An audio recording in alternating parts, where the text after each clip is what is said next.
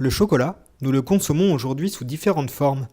Des carrés de chocolat en passant par les sujets, à Pâques ou à Noël, liquide ou solide, chaud ou froid.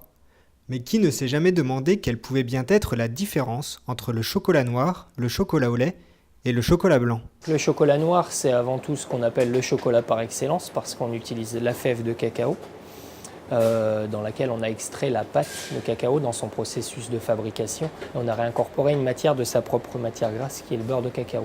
Et de là, on gère le pourcentage de matière grasse, de sucre et de masse de cacao. Ce qui fait qu'on va avoir des chocolats noirs de différents pourcentages en fonction de ce qu'on veut en termes de goût. Mais il n'y a pas uniquement le pourcentage, il y a aussi l'origine. Avec les provenances, on va avoir des choses plus fruitées, des choses plus cacaotées ou des aspects boisés, on va avoir différentes saveurs. Donc le pourcentage, ça va être la matière sèche, donc la fève de cacao, la matière grasse, le beurre de cacao et le sucre.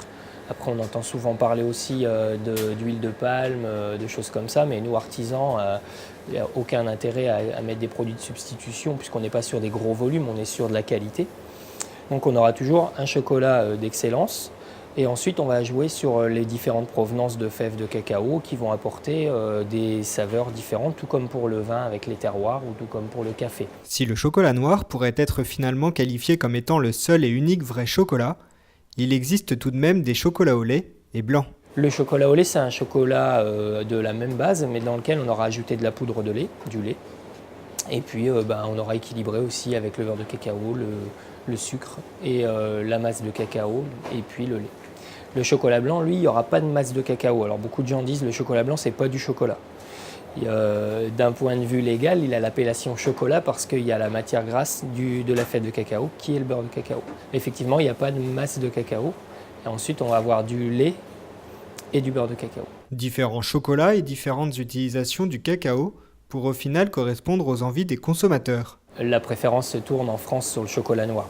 Ça va être plutôt en Suisse ou en Belgique, on va être un peu plus axé sur le chocolat au lait, bien que ça bouge quand même. Et puis après, c'est en fonction de la saisonnalité. À Noël, le chocolat va plus s'offrir entre adultes, globalement, et donc on va être plus porté sur le chocolat noir.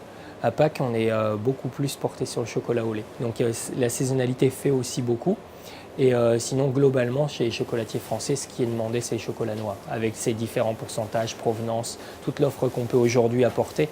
C'est vrai qu'on allait de plus en plus loin au niveau des offres et c'est assez sympa puisqu'on peut vraiment voyager sur plusieurs continents.